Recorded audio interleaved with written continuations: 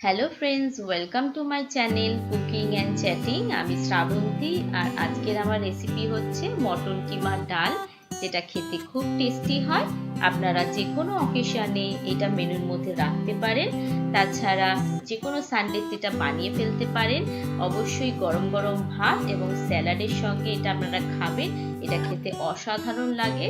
এটা বানিয়ে দেখুন আর আমাকে জানান কেমন হয়েছে। আর আমার আরো রেসিপি দেখতে হলে আমার চ্যানেলটা সাবস্ক্রাইব করে ফেলুন।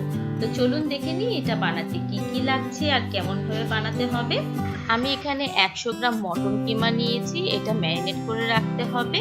তারপরে আমি এখানে চানা নেব, যেটা পরিমাণে 1 কাপ বা 100 গ্রাম নিতে হবে। এটা ভালো করে ধুয়ে 3 থেকে 4 ঘন্টা সোক করে রাখতে হবে। তারপর মশলার মধ্যে আমি দারচিনি, এলাচ আর লবঙ্গ নেব ফোড়নের জন্য।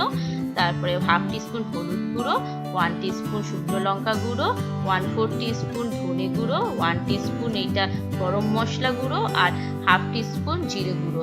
তারপর শুকনো লঙ্কা দুটো নেব, দুটো তেজপাতা নেব, একটা বড় মাপের পেঁয়াজ এটা স্লাইস করে রেখেছি, আর 2 টেবিল স্পুন রসুন আদা বাটা, আর এটা মিডিল সাইজের টমেটো, স্বাদ মতো নুন দেব, আর আমি মটন ম্যারিনেশনের জন্য লেবু দেব, আর ডেকোরেশনের জন্য ধনেপাতা।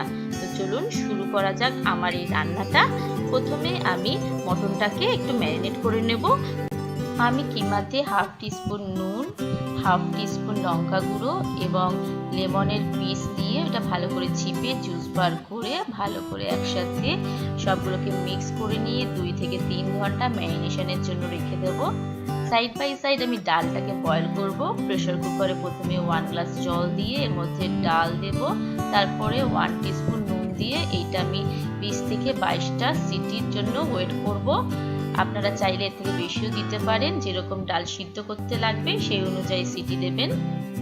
তারপরে দেখুন আমাদের ডালটা সিদ্ধ হয়ে গেছে, এটা বাটিতে ঢেলে দেব এবং এটা স্ম্যাশ করতে হবে ভালো করে। স্ম্যাশার বা চামচ দিয়ে আপনারা এটা ভালো করে স্মুথ পেস্ট বানিয়ে নেবেন, তাহলেই ডালটা ভালো হবে। এরপর এটা হয়ে গেলে আমি মটনটাকে বয়েল করব। মটন বয়েলের জন্য প্রথমে প্রেসার কুকারে আমি 1 কাপ জল দিয়ে জলটাকে ভালো করে ফুটিয়ে নেব। তার মধ্যে মটনগুলো দিয়ে এটা আমি ঢাকনা লাগিয়ে এটা মোটামুটি 8 থেকে 10টা হুইসেল দেব।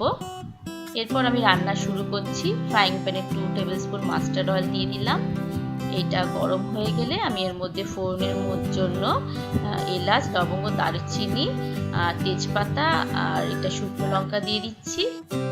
ফোড়নের গন্ধ বেরোলে আমি এর মধ্যে স্লাইস করে রাখা অনিয়ন দিয়ে দেব এবং এটা ভালো করে ভাজতে হবে, নাড়তে হবে যতক্ষণ না গোল্ডেন ব্রাউন কালারের হচ্ছে। তো ফ্রেন্ডস, আমি এই রেসিপিটার ব্যাপারে আপনাদেরকে একটা সাজেশন দেব। এই রেসিপিটা যেহেতু খুব স্পাইসি এবং রিচ হয়, তো এর সঙ্গে কোনো সাইড ডিশ লাগে না, শুধু স্যালাড এবং গরম ভাতের সঙ্গে আপনারা পরিবেশন করবেন এবং খাবেন, এটা খেতে অসাধারণ লাগবে। তো আমাদের পেঁয়াজ গোল্ডেন ব্রাউন কালারের হয়ে গেছে। এবার আমি এর মধ্যে গার্লিক জিঞ্জার পেস্ট দিয়ে দিচ্ছি এবং এটা ভালো করে মিক্স করতে হবে। তারপরে আমি এর মধ্যে চপ টমেটো দিয়ে দিলাম। এবার এটাকে ভালো করে ভাজতে হবে। মশলার কাঁচা কাঁচা গন্ধ বেরোলে আমি এর মধ্যে সমস্ত গুঁড়ো মশলাগুলো দিয়ে দেব, যেমন হলুদ গুঁড়ো, লঙ্কা গুঁড়ো, জিরে গুঁড়ো এবং ধনে গুঁড়ো। আমি এখানে গরম মশলাটা দেব না, গরম মশলা পরে দেব। এরপর এটা ভালো করে মিক্স করতে হবে। মশলাটা ভালো করে কষে গেলে, এটা ভাজা ভাজা হয়ে গেলে আমি এর মধ্যে কিমা সিদ্ধ দিয়ে দেব এবং কিমার জলটাও দিয়ে দেব সবটা। তারপরে মিক্স করে নিয়ে এটা 2 মিনিটের জন্য ঢাকা লাগিয়ে রাখবো, যাতে এটা মশলাগুলো ভালো করে সিদ্ধ হয়ে যায়। দেখুন ঢাকনা খুলছি আমি, আমাদের এটা সিদ্ধ হয়ে গেছে মশলাটা। আমি আরেকবার মিক্স করে নিচ্ছি, তারপরে আবার 1 মিনিটের জন্য এটা ঢাকনা লাগিয়ে রাখবো। আমি এটা দুবারে করছি কারণ মশলা যাতে পুড়ে না যায় সেজন্য। তো দেখুন আমাদের একদম মশলাটা ভাজা ভাজা হয়ে গেছে, কষে গেছে, মশলা থেকে তেল ছেড়ে গেছে। আবার আমি ভালো করে এটা মিক্স করছি, একদম ভাজা ভাজা করতে হবে কিমা এবং মশলাটা। তারপর ফাইনালি আমি এর মধ্যে গরম মশলা দিচ্ছি। এটা দেওয়ার পর একটু মিক্স করে নিতে হবে মশলাগুলোর সাথে। তারপরে আমি এর মধ্যে চানার ডালটা দিয়ে দেব। চানার ডালটা প্রচুর ঘন আছে, তো এর মধ্যে জল মেশাতে হবে। তার আগে আমি কিমা মশলার সঙ্গে ভালো করে এটা মিক্স করে নেব এবং ডালটাকে ফ্রাই করে নেব। তারপর এর মধ্যে আমি যথেষ্ট পরিমাণে জল দেব।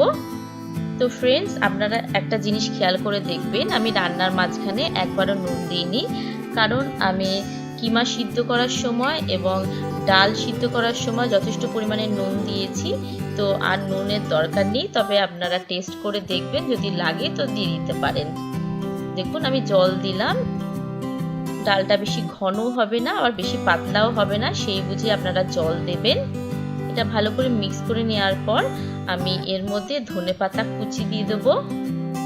এবার ফাইনালি আমি ডালটাকে ভালো করে মিক্স করে নিয়ে 2 মিনিটের জন্য ঢাকনা লাগিয়ে রাখবো, যাতে এইটা একবার ফুটে যাক, তাহলেই রেডি হয়ে যাবে আমাদের মটন কিমা ডাল। তো ফ্রেন্ডস, কেমন লাগলো আমার এই রেসিপিটা আমাকে ফিডব্যাক দেবেন, আমি অপেক্ষায় থাকবো। আর আমার আরও রেসিপি জানতে হলে আমার চ্যানেলটা সাবস্ক্রাইব করবেন। তো আবার দেখা হবে, ভালো থাকবেন, ভালো ভালো খাবার খাবেন।